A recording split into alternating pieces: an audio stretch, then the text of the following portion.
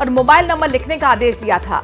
बाद में हरिद्वार के एसएसपी ने भी ऐसा ही ऑर्डर दिया था, तभी इस मामले पर हंगामा हो रहा है, विवाद गहरा गया है और अब ये विवाद सुप्रीम कोर्ट के चौखट तक आ गया है। सुप्रीम कोर्ट में आज इस अहम मामले की सुनवाई होनी है। दरअसल एक याचिका एनजीओ की तरफ से दाखिल की गई है, जिसमें कहा गया है कि यूपी सरकार का ये जो फैसला है ये भेदभावपूर्ण है, लिहाजा इसे रद्द किया जाए।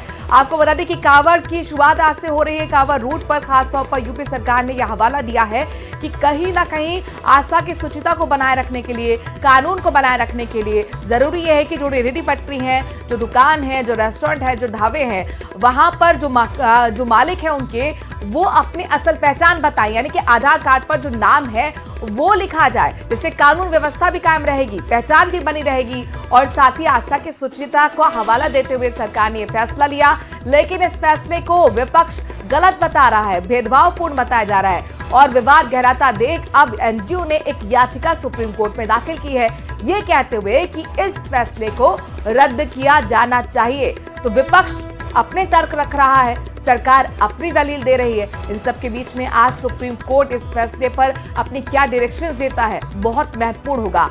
आज सुप्रीम कोर्ट में इस अहम मामले की सुनवाई होगी। सावन के महीने की शुरुआत हो गई है और इसके साथ साथ कांवड़ यात्रा की भी शुरुआत हो गई है। तो कांवड़ यात्रा के रास्ते पर दुकानों के मालिक का नाम लिखने का जो मुद्दा है वो सुप्रीम कोर्ट पहुंच चुका है। आपको बता दें कि उत्तराखंड में भी ये फैसला लागू है, यूपी में भी ये फैसला लागू है, मध्य प्रदेश और राजस्थान में इस तरीके के फैसला लागू करने की मांग सरकार के सामने उठ रही है। लेकिन एक एनजीओ ने अपनी याचिका में अदालत के सामने यूपी सरकार के इसी आदेश को रद्द करने की मांग की है।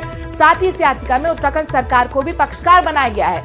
टीएमसी सांसद महुआ मोइत्रा समेत कुछ और लोगों ने भी इस मामले को सुप्रीम कोर्ट में चुनौती दी है। पिछले हफ्ते यूपी सरकार ने कांवड़ यात्रा के रूट पर पड़ने वाली तमाम दुकानों पर उनके मालिकों के नाम और मोबाइल नंबर लिखने का आदेश दिया था।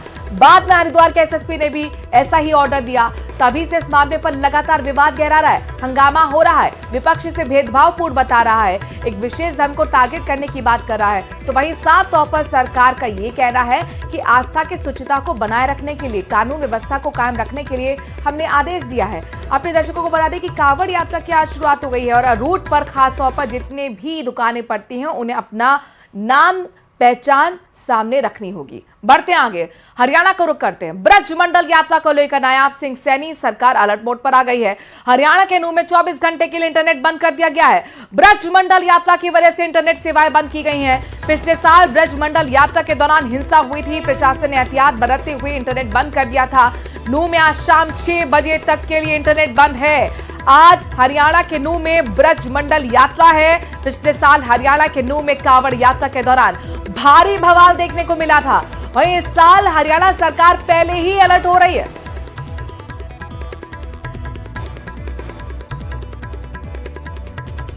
अफवाह बहुत ज्यादा फैलाई जाती है, तो इसके मद्देनजर हमने रिक्वेस्ट की है कि आज शाम 6 बजे से कल शाम 6 बजे तक इंटरनेट सेवाएं जिले में बंद रहें और उसका पर्पस सोलली यही है कि किसी प्रकार की अफवाह या गलत प्रचार या दुष्प्रचार है उस पे नकेल कसी जा सके और अगर कोई ऐसा करता है तो उनके लिए ये चेतावनी भी है कि उनको सख्ती से निपटा जाएगा।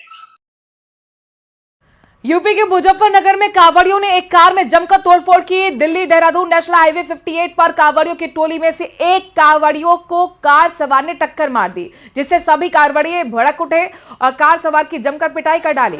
कांवड़ियों ने कार को भी कबाड़ बना डाला। मौके पर पहुंची पुलिस ने हाईवे पर जाम लगाए, कांवड़ियों को समझा बुझाकर शांत करवाया।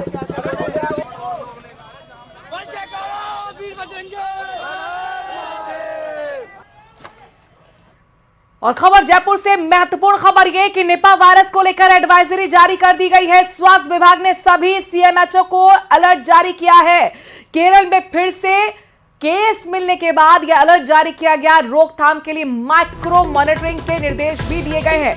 केरल से आ रहे यात्रियों की विशेष स्क्रीनिंग के भी निर्देश दिए गए हैं। तो निपा वायरस को लेकर पूरी तरह से जयपुर में आपको बता दें कि एडवाइजरी जारी की गई। स्वास्थ्य विभाग ने सभी सीएमएचओ को अलर्ट जारी करते हुए कहा है कि माइक्रो मॉनिटरिंग रखी जाए रोकथाम के लिए। खास तौर पर केरल से जो यात्री आ रहे हैं विशेष स्क्रीनिंग उनकी भी की जाए। आपको बता दें कि केरल में एक बार फिर एक केस सामने आने के बाद पूरी तरह से अलर्ट मोड पर स्वास्थ्य विभाग राजस्थान में नजर आ रहा है।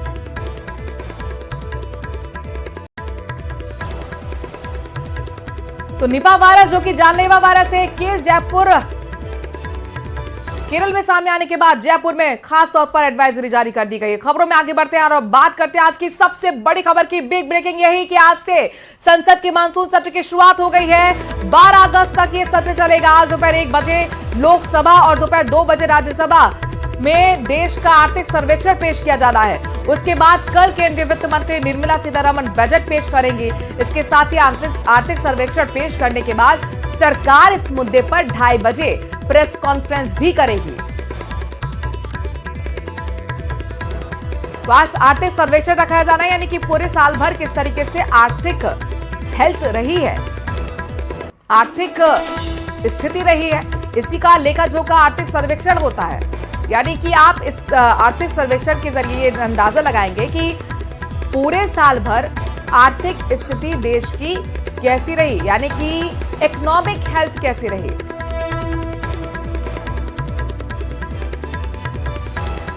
तो बजट सत्र की आज से शुरुआत हो गई है। सीधे आपको लोकसभा लिए चलते हैं।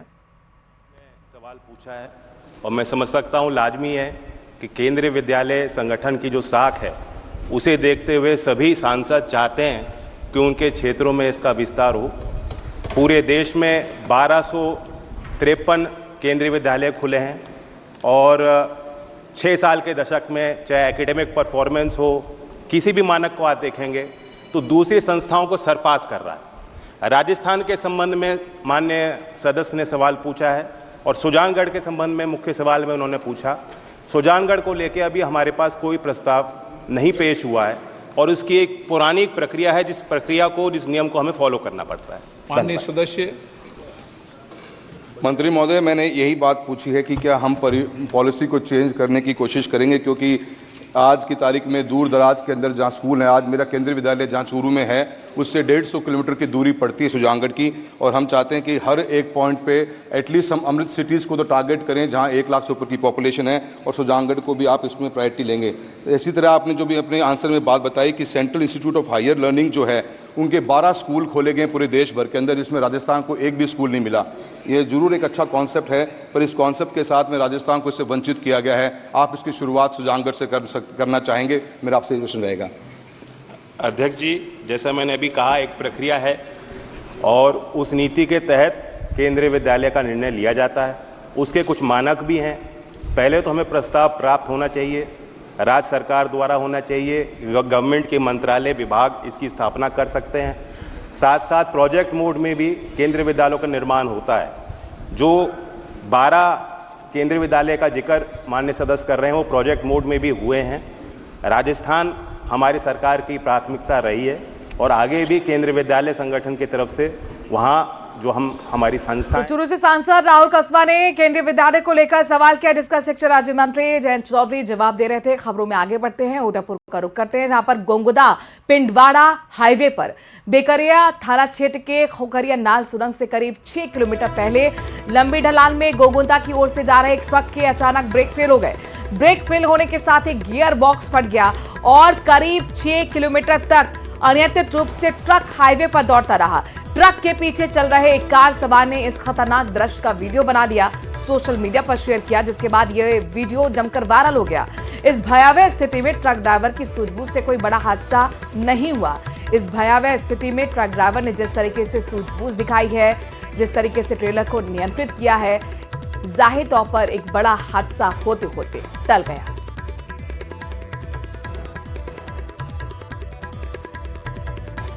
जम्मू कश्मीर के राजौरी के ख्वास इलाके में आतंकियों ने सेना के कैंप पर हमला किया है।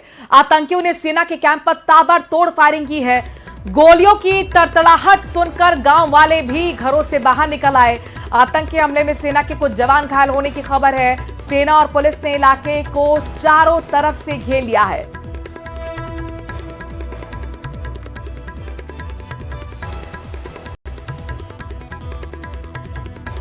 आज चुनाव न लड़ने का ऐलान किया और इसे पार्टी और देश के हित में बताया। इसके साथ ही बाइडेन ने राष्ट्रपति उम्मीदवार के लिए कमला हैरिस का समर्थन किया है। इसी साल अमेरिका में राष्ट्रपति का चुनाव है। इसी बीच अमेरिका के राष्ट्रपति जो बाइडेन ने राष्ट्रपति चुनाव लड़ने से इनकार कर दिया है। बाइडेन ने एक चिट्ठी लिखकर चुनाव न लड़ने का ऐलान किया और इसे पार्टी और देश के हित में बताया। हालांकि बाइडेन के स्वास्थ्य को देखते हुए उन पर पहले से चुनाव न लड़ने का दबाव था, लेकिन इसी बीच चुनाव न लड़ने का ऐलान कर बाइडेन ने चौंका दिया। इसके साथ ही बाइडेन ने उपराष्ट्रपति कमला हैरिस का समर्थन किया। बाइडेन ने कमला हैरिस का राष्ट्रपति चुनाव के लिए समर्थन किया और कहा कि कमला हैरिस बेहतर राष्ट्रपति साबित हो सकती हैं। वहीं बाइडेन के चुनाव न लड़ने के ऐलान पर ट्रंप ने उन पर जुबानी हमला बोला और बाइडेन को अब तक का सबसे खराब राष्ट्रपति बताया। ट्रंप ने कहा कि वो अमेरिका को फिर से महान बनाएंगे। तो उधर ट्रंप ने जो बाइडेन पर बड़ा हमला बोला और उन्होंने अब तक का सबसे खराब राष्ट्रपति बताया। ट्रंप ने कहा कि बाइडेन के किए गए नुकसान को बहुत जल्द वो ठीक कर देंगे और अमेरिका को फिर से महान बनाएंगे।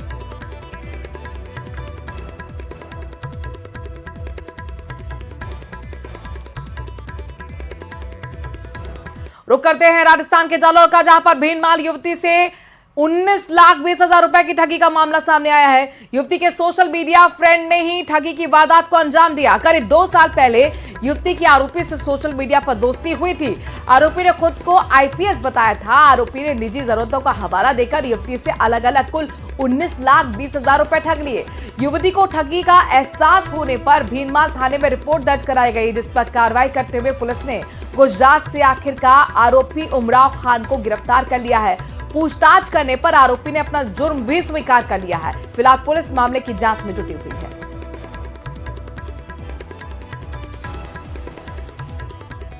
आप 2024 को प्यारी वाइफ ऑफ अरविंद जाति बिश्नोई निवासी भीनमाल ने एक रिपोर्ट पेश की कि 2022 से सचिन अतुलकर आईपीएस की फ्रॉड आईपीएस बनके मेरे साथ में फ्रॉड करके आज तक 19,20,000 रुपए हड़प किए हैं। भरतपुर में लोग लगातार पानी की समस्या को लेकर परेशान हैं। या लोगों को समय पर पानी नहीं मिल रहा, पानी आ भी रहा है तो काफी गंदा है। लोगों का कहना है कि लगातार अधिकारी को शिकायत की जाती है लेकिन कार्रवाई नहीं होती। पानी की समस्या को लेकर लोग लगातार परेशान नजर आ रहे हैं। जगह जगह इस तरह के हालात हैं कि जो पानी है वो या तो गंदा बदबूदार आ रहा है या फिर समय पर नहीं आ रहा है। इसको लेकर के जो लोग हैं वो लगातार दफ्तरों में शिकायत करते हैं लेकिन कोई सुनवाई नहीं होती और उन्हें वहां से झूठा आश्वासन देकर के लौटा दिया जाता है। लंबे समय से इस समस्या को लेकर के लोग परेशान हैं। क्या समस्या है आपकी? सर, पानी का कोई टाइम टेबल नहीं है। कभी रात को 3 बजे आता है, कभी 2 बजे आता है, कभी आता ही नहीं है। और हमेशा जब भी पानी आता है गंदा पानी आता है और गंदे पानी से बच्चे बूढ़े सभी बीमार हो रहे हैं। बीमार होकर हॉस्पिटलों में पड़े हुए हैं। एएन को शिकायत करने जाओ तो वो झूठा आश्वासन देकर हमें भेज देते हैं कि हाँ बस पानी आ जाएगा, शुद्ध हो जाएगा, सारा काम हो जाएगा। लेकिन कोई भी कर्मचारी अपने समय पर काम नहीं करता है। सिर्फ गंदा पानी हमेशा आ रहा है और 50 साल पुरानी लाइनें बिछी हुई हैं। जिन लाइनों को जीजड़ हुए मतलब जंग लग खा चुकी है, उनमें गंदा पानी डसेगा और आना है और सभी बूढ़े बच्चे बीमार हो रहे हैं इस पानी को पी के। हम लोग क्या करें? हमारी शिकायत कहाँ तक पहुँचाएं? किसको सुने? हमारी कोई सुनवाई करने वाला नहीं है, कोई सुनता ही नहीं है। किससे भी कहो झूठा आश्वासन देने के अलावा कुछ भी नहीं करते हैं हम लोग। और करीब 20 साल से समस्या है मेरे देखते हुए। पानी कोई टाइम टेबल नहीं है कोई भी पानी का। कभी 30 मिनट, कभी 40 मिनट। दूसरी जगह देते हैं 1 घंटे सप्लाई, हमारी तरफ देते हैं 30 मिनट या 40 मिनट। जेएन साहब को शिकायत करते हैं, पूछते हैं एक्शन साहब का नंबर दे दो। एक्शन साहब का नंबर नहीं है। एएन साहब का नंबर मांगते हैं, एएन साहब का नंबर नहीं देते। इसलिए परेशान हो गए। आज आपके माध्यम से आपको सूचित करना चाहते हैं। तो टाइम टेबल पानी का बिल्कुल भी सही नहीं है। करीबन 50 साल पुरानी पाइपलाइनें डली हुई हैं जो सीवरेज लाइन से भी जुड़ गई हैं। गंदा पानी उनमें से आ रहा है। लोग परेशान हैं पानी की वजह से बहुत ज़्यादा। गुजरात में आसमानी आफत लोगों के लिए मुसीबत का सबब बन गई है। राजकोट हो, अमरेली, नवसारी, द्वारका या फिर सूरत, सभी जगह का करीब करीब एक सा हाल है। तो देश के कई हिस्से इस वक्त मूसलाधार बारिश की मार झेल रहे हैं। मध्य प्रदेश से लेकर उत्तराखंड, गुजरात से लेकर महाराष्ट्र, भारी बारिश से जल भराव होने की समस्या से सभी को दो चार होना पड़ रहा है।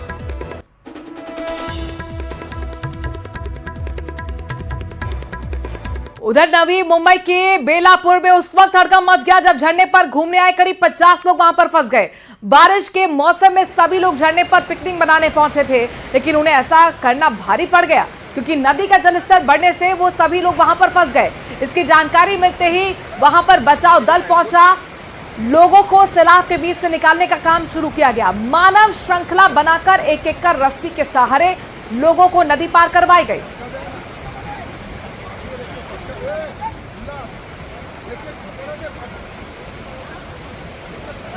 तो झरने पर घूमने आए लोग देखिए किस तरीके से बीचों बीच में फंस गए और इसके बाद मानव श्रृंखला बनाकर वहां से बाहर निकाला गया।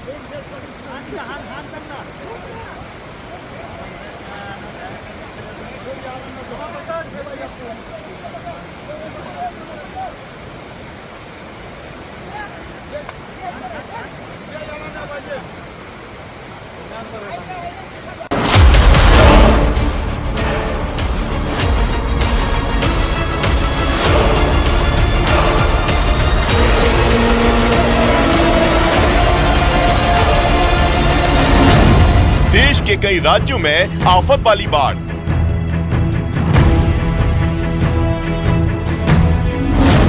बारिश से हाहाकार, डूबे शहर और गांव।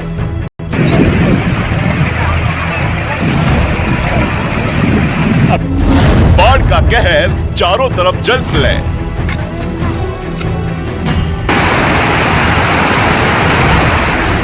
महाराष्ट्र के चंदपुर से आई ये तस्वीरें डरा देने वाली हैं। बाढ़ का कहर कुछ ऐसा बरपा कि सड़क पर सैलाब उमड़ आया और इस सैलाब के बीच जरा सी लापरवाही एक युवक की जान पर बन गई। तस्वीरों में साफ दिखा कि सड़क पानी तेज प्रवाह से बह रहा था। तभी ये युवक पानी के तेज प्रवाह के बीच दौड़ते हुए सड़क को पार करने की कोशिश करने लगा। इसी बीच ये युवक पानी में गिर गया और फिर सैलाब की चपेट में वो बहने लगा। युवक को इस कदर बहता देख आसपास मौजूद लोग परेशान हो गए। तभी वहां मौजूद एक शख्स उफनती धारा के बीच कूद गया। काफी देर तक लहरों से जंग होती रही, लेकिन अंजाम सिफर रहा। उस युवक की जान नहीं बच पाई। और इसी के साथ बिग ब्रेकिंग में आज के लिए इतना ही। आगे देखिए 100 गांव की 100 खबरें।